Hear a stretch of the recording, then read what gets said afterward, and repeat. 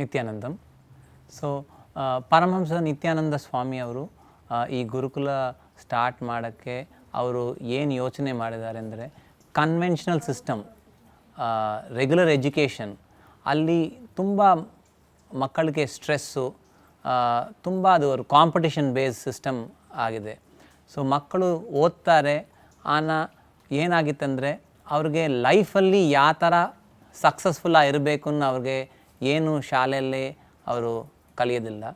So ಏನಾಗಿತ್ತಂದರೆ ಲೈಫಲ್ಲಿ problems ಬರೋ time ಅವ್ರಿಗೆ ಯಾವ ಥರ ಲೈಫು ಫೇಸ್ ಮಾಡಬೇಕು, ಯಾವ ಥರ ಸೊಲ್ಯೂಷನ್ಸ್ ಇರಬೇಕು ಅವ್ರಿಗೆ ಗೊತ್ತಾಗಿಲ್ಲ. ಸೊ ಈ ಗುರುಕುಲದಲ್ಲಿ ಸ್ವಾಮೀಜಿ ಯಾವ ಥರ ಮಾಡಿದಂದರೆ, ವೇದ ಕಲಾಚಾರದಲ್ಲಿ ಗುರುಕುಲ ಸಿಸ್ಟಮು ಅದು ಆ್ಯಡ್ ಮಾಡಿಸಿ ಕನ್ವೆನ್ಷನಲ್ ಎಜುಕೇಷನ್ ಸಿಸ್ಟಮ್, ರೆಗ್ಯುಲರು ಸ್ಕೂಲಲ್ಲಿ ಏನಿದೆ ಅದು ಎರಡು ಮಿಕ್ಸ್ ಮಾಡಿ ಸ್ವಾಮೀಜಿ ಏನು ಹೇಳ್ತಾರೆ, ಮಕ್ಕಳು ಬುದ್ಧಾವ ಇರಬೇಕು ಹೊರಗಡೆ ಬಿಲ್ ಗೇಟ್ಸ ಇರಬೇಕು, ಅವ್ರ ಜೊತೆ ಎರಡೂ ಇರಬೇಕು. ಯಾವ ಥರ ಈ ಜೀವನದಲ್ಲಿ ಲೈಫು ಯಾವ ಥರ ಲೀಡ್ ಮಾಡಬೇಕು ಅದು ಗೊತ್ತಾಗುತ್ತೆ ಮಕ್ಕಳಿಗೂ.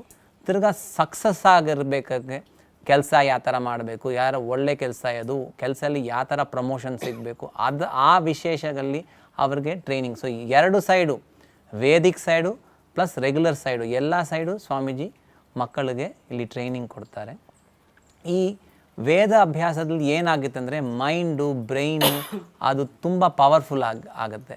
ಸೊ ಪವರ್ಫುಲ್ ಆಗುತ್ತಂದರೆ ಏನಾಗುತ್ತೆ, ಅವರು ಒಳಗಡೆಯಿಂದ ಸ್ಪಿರಿಚುವಲ್ ಡೈಮೆನ್ಷನ್, ಆಧ್ಯಾತ್ಮಿಕವಾಗಿ ಅವರು ಬೇರೆ ವಿಷಯಗಳು ಅವ್ರು ಸಾಧ್ಯ ಆಗುತ್ತೆ. ಅವ್ರ ಜೊತೆ ನೋಡಿ, ಕಣ್ಣು ಬ್ಲೈಂಡ್ ಫೋಲ್ಡ್ ರೀಡಿಂಗ್ ಇದೆ.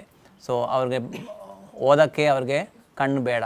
ಸೊ ಅದು ಯಾವ ಥರ ಆಗುತ್ತೆ, ಅದು ನಮ್ಮ ಬಾಡಿಯಲ್ಲಿ ಪವರ್ಸ್ ಇದೆ, ಅದು ಅವೇಕನ್, ಅದಕ್ಕೆ ಸ್ವಾಮೀಜಿ ದೀಕ್ಷಾ ಕೊಡ್ತಾರೆ. ಈ ಥರ ತುಂಬ ಹೈಲಿ ಮೆಮರಿ, ಅದಕ್ಕೆ ಸ್ವಾಮೀಜಿ ತುಂಬ ಜಾಸ್ತಿ ಡಿಫ್ರೆಂಟ್ ಟೆಕ್ನಿಕ್ಸ್ ಕೊಟ್ಟಿದ್ದಾರೆ.